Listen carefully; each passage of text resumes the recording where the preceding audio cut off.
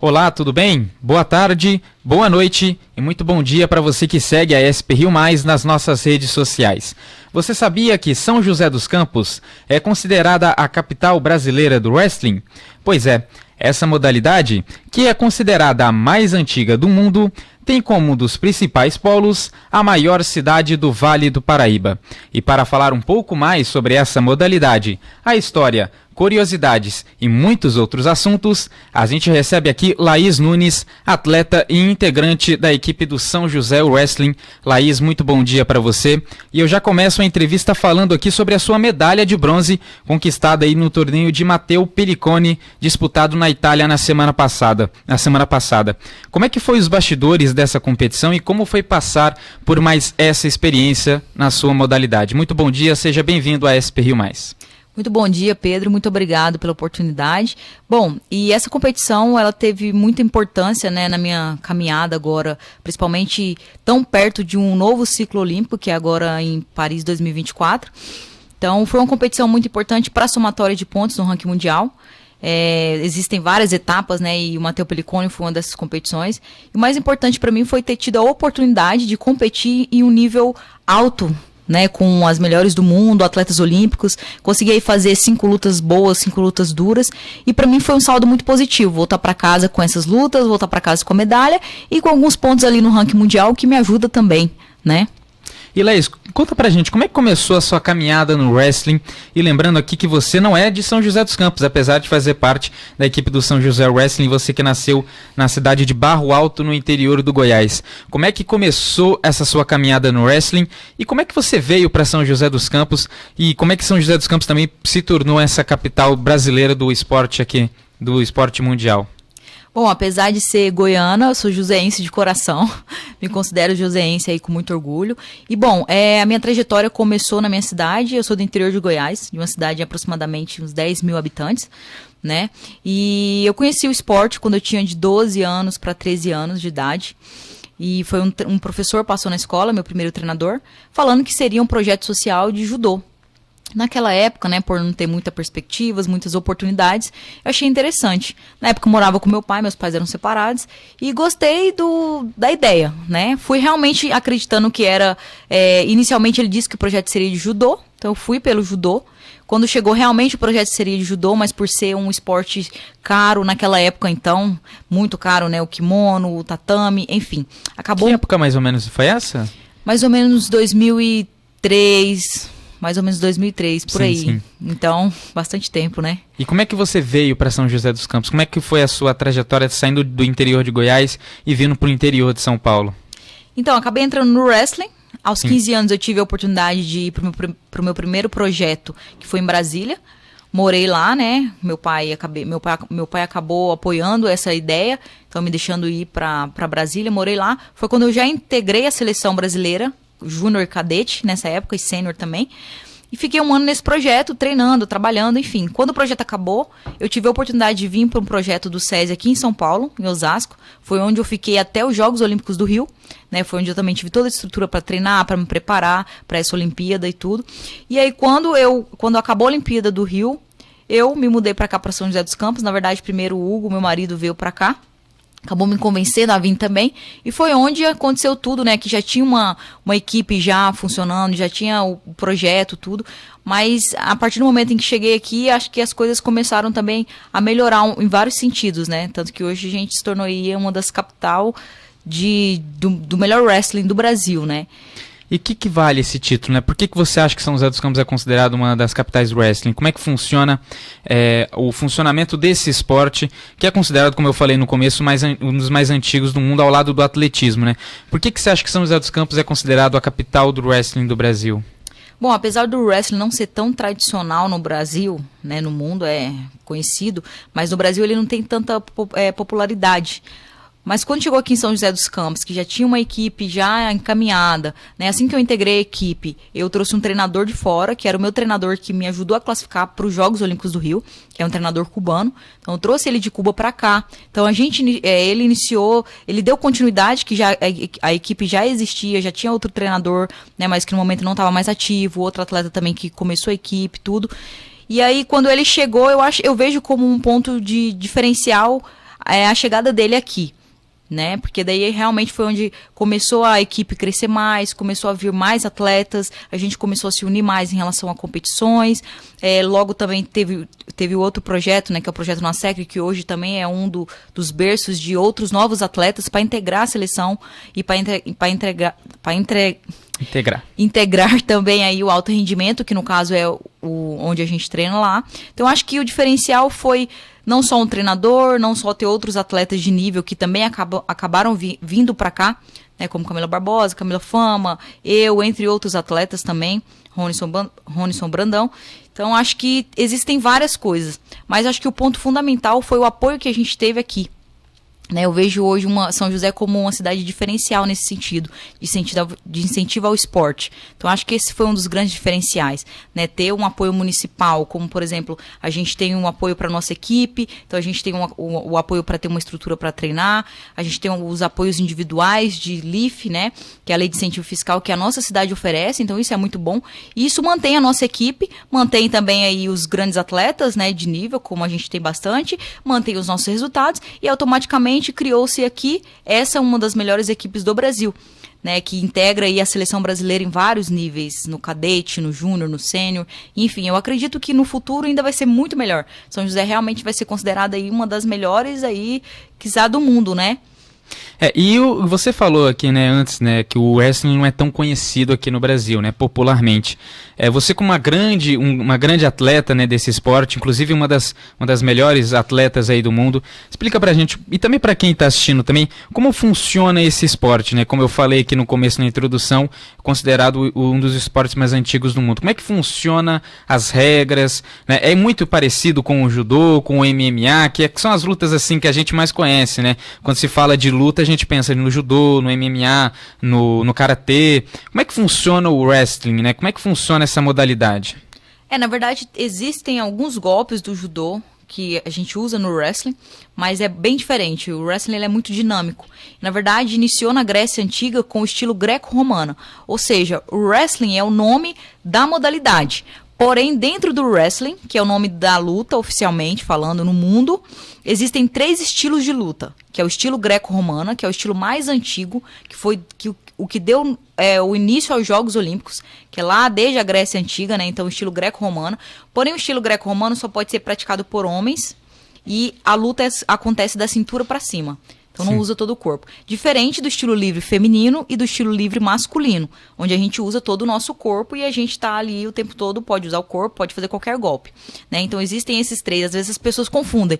Então, elas acham que por exemplo, eu luto greco-romana, mas não, eu luto estilo livre feminino. Né? Dentro do wrestling. E aí existem esses 3 estilos. A luta ela é muito dinâmica, porque são 6 minutos. Uma luta acontece em 6 minutos, 2 rounds de 3 minutos, com intervalo de 30 segundos entre esses rounds. Né? E o tempo todo ela é dinâmica, porque se você não for dinâmico, se você não buscar a luta, e até busca ser dinâmico para poder também ter mais atenção do público, existe a passividade. Então, se você está passivo, o juiz chama a sua atenção, você perde ponto. Mas o nosso principal intuito, além das quedas, é mobilizar o nosso adversário. Ou seja, colocar as costas do nosso adversário por mais ou menos uns 10 segundos no chão. Então, mais ou menos 10 segundos no chão, acaba a luta como uma finalização, que no caso a gente chama de touch. Porém, dentro da modalidade existem vários tipos de queda. Existem quedas por cima da cabeça, existem quedas de lado, quedas que são 2 pontos, quedas que são 5 pontos. Então, pode acabar o round por superioridade técnica, pode acabar o round por finalização. Então, é bem dinâmico, assim, a luta. E ela acontece muito rápido, assim, parece que tá ali, né? Então, e é isso. E são 2 atletas, um tá com, a gente chama de malha, que é a nossa malha oficial, que é a nossa vestimenta pra luta. Um tá sempre com azul e o outro tá sempre com vermelho. Então, se eu tiver com vermelho, o outro tá com azul, né? E aí é isso, e a luta é bem dinâmica e eu vejo que cada vez mais eles têm tornado ela mais dinâmica para atrair cada vez mais a atenção do público. E o que usa no MMA muito é o wrestling, né? No MMA usa realmente todas as quedas que você vê ali, basicamente quase todas são de wrestling. Algumas são do judô, algumas é do wrestling. Na verdade o MMA é a mistura de todas as lutas numa luta só, né? É, exatamente. Tem muita gente que usa também a questão da capoeira também no MMA. E tem algum lutador, assim, você voltando ao assunto, né, como começou a sua caminhada, tem algum lutador de wrestling que você vamos dizer assim, se motivou, né, você pensou que se tornou como ídolo também para você? Tem alguma pessoa que você admirou durante a sua caminhada? Eu sempre admirei várias pessoas, inclusive pessoas próximas também, né? No Brasil, nós sempre tivemos boas representantes femininas. Inclusive, a primeira atleta olímpica a ir para a Olimpíada foi a Rosângela Conceição, que, Sim. poxa, se tornou aí uma das maiores do Brasil. Depois tem a Aline Silva como a única medalhista mundial ainda, né? Então, tenho várias pessoas que, ao longo da minha jornada, eu fui me inspirando, como também as pessoas que estão ao meu lado, que eu vejo batalhando, que eu vejo lutando. E internacionalmente falando, sempre admirei muito o estilo japonês, porque antes da luta entrar nas Olimpíadas, no estilo feminino, que foi em 2004, o Japão já treinava. Então, quando o Japão chegou, a equipe feminina já tinha um nível muito alto, né? Então, sempre admirei também o estilo japonês. E foi até legal ter ido na minha última Olimpíada no Japão, porque só vi o quanto realmente eles carregam isso já desde muita... A cultura japonesa, ela é diferente, né? E você falou agora do gancho das Olimpíadas. Vamos falar também sobre esse evento, né, que existe há muito tempo, que inclusive é o sonho de todos os esportistas do mundo, de qualquer modalidade. Mas antes de falar da Olimpíada do Japão, vamos falar da sua primeira Olimpíada, que foi no Rio de Janeiro, em 2016. Como é que foi a emoção, Laís, de ter disputado as Olimpíadas? Acho que foi a primeira Olimpíada até que foi disputada aqui no Brasil durante toda a história, né? Como é que foi a disputar as Olimpíadas, vamos dizer assim, em casa, no Rio de Janeiro? Qual foi a emoção de disputar o wrestling em volta de muitos brasileiros? Bom, eu tive a oportunidade de ir para Londres, para a Olimpíada de 2012. Londres, como jovem promessa para o Rio 2016. Então isso já me deu uma base muito boa para não cair de cara na Olimpíada, né, onde eu iria competir e achar que era extremamente, não vislumbrar tanto, sabe, e ficar mais na realidade. Então foi importante para mim ter ido para essa Olimpíada e ter participado e ter visto e sentido a emoção. Quando eu cheguei na Olimpíada do Rio, para mim foi um dos maiores sonhos da minha vida realizado. Porque a menina lá do interior se tornou olímpica e foi uma jornada muito longa até ali, de muitas dificuldades, de muitos desafios. E chegar até ali, para mim, foi uma grande vitória. E assim, competi a minha primeira Olimpíada em casa, aos 23 anos, sabe? Com a minha família ali na plateia, talvez nem os meus tataranetos tenham a oportunidade que eu tive. Porque realmente é muito grande, não é qualquer atleta que disputa uma Olimpíada em casa, né? Então, eu digo que foi, para mim, a maior experiência da minha vida. Eu tava muito feliz, assim, parecia uma criança sorrindo ali e ver meu irmão, ver minha irmã ali na plateia torcendo por mim. Foi realmente muito importante, apesar do resultado, né, não ter sido o que eu esperava, mas eu acho que foi uma conquista pessoal muito grande, que não mudou só a minha visão como atleta, mas a minha visão como pessoa também. Foi uma das melhores experiências da minha vida, sem dúvida, minha primeira Olimpíada. Além dos brasileiros, essas Olimpíadas de 2016 também foi muito importante para os sul-americanos, né? Lembrando que foi a primeira Olimpíada disputada no continente sul-americano, né, do Brasil. O Brasil foi esse primeiro. Mas agora, Laís, eu queria te perguntar também, agora saindo do Rio de 2016, vamos para a próxima, que foi Tóquio 2020, que não foi disputada em 2020, e sim em 2021 por conta da pandemia. E como é que foi disputar as Olimpíadas em meio à pandemia, né? Lembrando também que a pandemia começou na China, né? Não começou no Japão, mas como o Japão está muito próximo da China, a questão acredito até que a questão sanitária lá foi até levado muito a sério. Como é que foi ter disputado essas Olimpíadas de Tóquio? E como é que foi você que começou o Rio de 2016 com 23 anos e depois foi para Tóquio um pouquinho mais experiente? Como é que foi essa mudança e como é que foi disputar essas Olimpíadas no meio desse caos que teve no mundo nos últimos anos? Bom, na verdade, essa Olimpíada teve um outro significado totalmente diferente, né? Eu entrei no ciclo 2017, assim que o meu treinador cubano veio para o Brasil, até conquistar a vaga muito bem. Então a gente fez um ciclo muito bom, com resultados excelentes. Então realmente eu me sentindo preparada para conquistar essa vaga olímpica. E bom, assim que eu conquistei a vaga olímpica para Tóquio, No outro dia que eu cheguei no Brasil, começou a pandemia, então foi a nível mundial. E assim, o que eu mais temia era que pudesse ser cancelada. Porque é a primeira vez, né, na história de Jogos Olímpicos que é adiado e não cancelado. Já houve cancelamentos antes, por causa da guerra e tudo, mas é a primeira vez que teve um adiamento. Então, o que eu mais temia era o cancelamento, porque eu pensei, poxa, esperar mais 4 anos, ou seja, trabalhar 8 anos para uma Olimpíada é muito duro, é muito árdua a jornada olímpica, né? As pessoas falam, 4 anos, mas 4 anos é muita coisa pra gente que tá o tempo todo na luta, todos os dias, buscando incansavelmente esse objetivo, né? Então, inicialmente, quando houve o adiamento, eu até confesso que eu dei uma aliviada, né? E pensei, eu não sou a única que estou nessa situação, tem um monte de atletas no mundo todo que está na mesma situação que eu. Eu ainda estava um pouco melhor, porque eu já estava classificada. Então, eu tinha que realmente trabalhar o quê? O que eu foquei mais nesse 1 ano que eu tive a mais foi melhorar minha parte mental, né? Foi trabalhar a minha mente para realmente, poxa, não, eu tô preparada, eu vou fazer o melhor que eu tenho com o que eu tinha. Então, durante a pandemia, eu continuei fazendo meus treinamentos, continuei tendo aí o respaldo da minha equipe com os equipamentos para eu conseguir treinar, continuei conseguindo, fazer os meus treinos físicos, continuei tendo o respaldo do meu treinador, mesmo à distância, ele estava em Cuba. Então, continuei fazendo o melhor que eu podia com o que eu tinha. E eu sabia que eu não estava sozinha naquele momento, todo mundo estava na mesma situação. Mas eu fiz o melhor que eu pude e mentalmente pensei, eu vou chegar como eu tiver que chegar, né? Fiz o que eu pude e vamos lá. Então eu fiquei muito feliz de ter acontecido realmente os Jogos. Eu acho que foi uma das maiores vitórias pra gente durante a pandemia. Porque, né, realmente a pandemia não venceu os Jogos Olímpicos que tantos atletas, tantas pessoas gostariam de estar ali, lutaram para estar ali. E teve um significado diferente nesse sentido também, do quanto todos os dias a gente não tem controle das coisas que acontecem à nossa volta, e no esporte também não é diferente. Ainda mais se tratando, por exemplo, de luta, que é uma coisa totalmente dinâmica. Então, uma hora você está ganhando, de repente você perde, e segundo define uma luta, né? E às vezes um escorregão, como aconteceu comigo nessa Olimpíada, eu escorreguei e acabou definindo a luta ali, né? E a gente sabe que muitas outras coisas definem a luta também. Então, o que trouxe de experiência para mim, já que eu também estava com outro tipo de pensamento, com uma outra mentalidade, uma outra maturidade competitiva também, é que eu me senti preparada para aquilo, mas eu quis realmente viver aquele momento, sabe? Chegar ali foi um passo muito difícil, então eu não queria cobrar mais, eu não queria ter sobre mim uma pressão ou uma cobrança.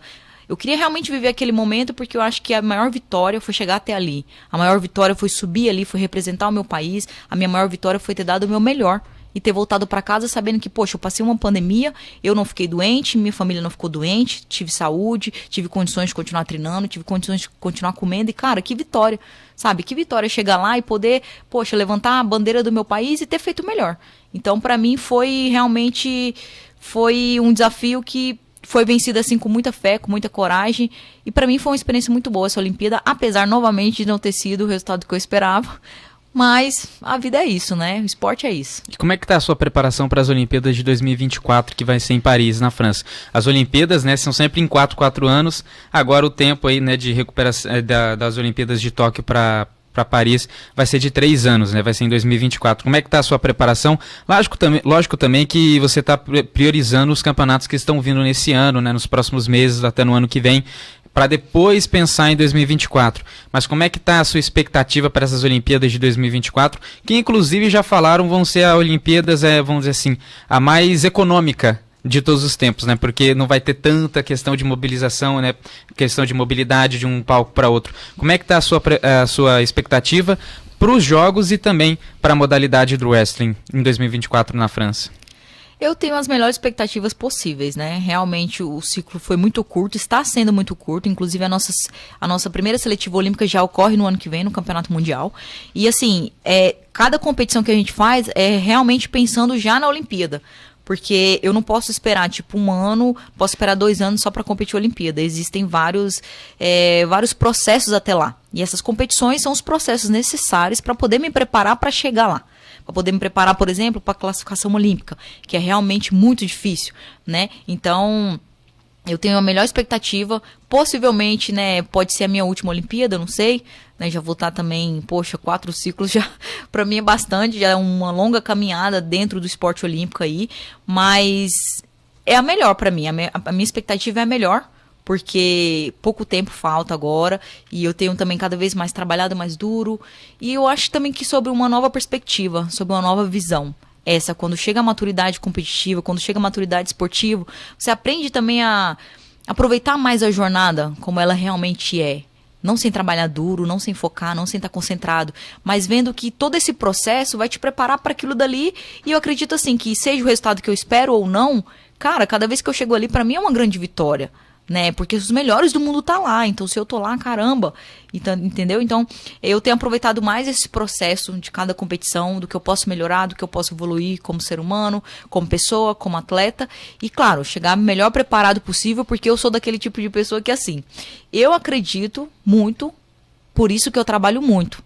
Eu acredito, sabe, em medalha mundial, eu acredito em medalha olímpica, por que não? Porque se eu não acreditasse nisso, não valeria nada eu trabalhar todos os dias duro como eu trabalho.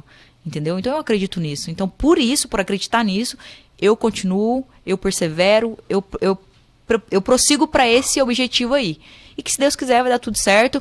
Não só eu, como outros representantes também vamos estar representando muito bem aí a nossa nação nessa Olimpíada. E Laís, antes da gente aqui terminar a nossa entrevista, você tem aí a preparação para o Mundial de Wrestling que será disputado em setembro na Sérvia, né? Antes, muito antes das Olimpíadas de 2024 em Paris, na França. Como é que está a preparação para esse Mundial que vai ser lá na Sérvia? Vai ter alguns outros campeonatos antes desse Mundial? Como é que vai ser o cronograma aí até esse Mundial que vai ser disputado lá na Sérvia em setembro? Olha, a gente tem bastante competição ainda. A preparação tá, eu vejo assim como 100% de produtividade, porque acabei de voltar de uma competição muito boa, né? O quesito de ritmo competitivo, de luta, isso faz muita diferença na nossa preparação para chegar no Mundial, que é uma das competições mais fortes, sem dúvida. E daqui 2 semanas eu tô indo competir um outro Rank Series na Tunísia, que também é muito importante. Eu também espero aí fazer boas lutas, grandes pelejas por lá também. Logo em seguida eu tenho uma competição no outro fim de semana, eu vou para Polônia, competir uma outra competição internacional lá, e no outro fim de semana eu vou para Romênia também competir uma outra competição internacional. Volto para casa, tem uma competição aqui, que é seletiva, mas esse ano também tem os Jogos Sul-Americanos. Esse ano também pretendo, de repente, ir fazer um campo de treinamento em algum país antes do Campeonato Mundial. Então, assim, o meu primeiro objetivo é realmente chegar 100% preparado no Campeonato Mundial e fazer o meu melhor e, se Deus quiser, voltar para casa com a medalha mundial aí para, né, quebrar das últimas vezes que eu bati na trave 2 vezes seguidas, então... Mas a preparação tem sido ótima aí, tá sendo 100% e a gente tá buscando todos os dias evoluir e melhorar as coisas que precisam ser melhoradas, que a gente só consegue observar também quando a gente compete com os melhores do mundo, né? Para estar entre os melhores do mundo, você tem que estar lá no meio. Inclusive você trouxe até um presentinho pra gente aí, né? Que inclusive foi um presente até que você ganhou, né? Na competição que você disputou lá na Itália, né? O Matteo Pellicone na Itália. Qual que é o significado desse tênis aí? Você sabe? Não, na verdade, essa aqui é a nossa sapatilha de luta. Ah, sim, sim. Na verdade, assim, eu também... Pra mim foi como um presente, porque a primeira medalha que eu tenho desse formato, assim, né? Que a gente usa uma sapatilha para poder entrar no tapete de luta. A gente não luta descalço, né? E o nome é sapatilha de luta. Então, esse é o formato dessa sapatilha. Parece um tênis, né? Mas é uma sapatilha. E esse é um dos presentes, né, que você ganha, além da medalha também que conquistou lá a medalha de bronze que você conquistou no Matteo Pellicone na Itália, né? Na verdade, essa aqui é a medalha. Ah, essa é a medalha? Ah, legal. É por isso que é legal, entendeu? Porque essa é a medalha, é a primeira medalha que eu tenho desse jeito, formato diferente, né? Porque a medalha é sempre redonda, né? É. Enfim, e também tem a cor também que retrata. Na verdade, isso aqui é pra retratar um bronze. Ah, sim, a cor aí. Porque a prata era tipo prata mesmo e o ouro dourado. Isso. Sim, legal. Laís, muito obrigado por vir aqui a SP Rio Mais falar um pouco também sobre a sua trajetória no wrestling, né? Você que é considerada aí, por que não dizer, uma das maiores atletas do mundo nessa modalidade. E você também falou um pouco também sobre as suas experiências nas Olimpíadas, sua expectativa para os próximos anos. Eu agradeço muito por você vir aqui a SP Rio Mais comentar um pouco sobre isso. E claro, as portas aqui do nosso veículo de comunicação da SP Rio Mais estão sempre abertas a você e também a todos do wrestling aqui de São José dos Campos. Eu que agradeço a SP Rio Mais aí pela oportunidade. Pra gente é sempre muito bom poder compartilhar, né? Não só a nossa trajetória, mas tudo que tem sido feito. Eu acho que o esporte, ele compartilha e ele abre muitas portas e muitas oportunidades, né? Não só para um grande atleta que tá lá em cima, mas para um atleta que tá começando, né? Aproveitando esse gancho também, eu gostaria de agradecer, porque além de me sentir joseense, eu me sinto abraçada aqui.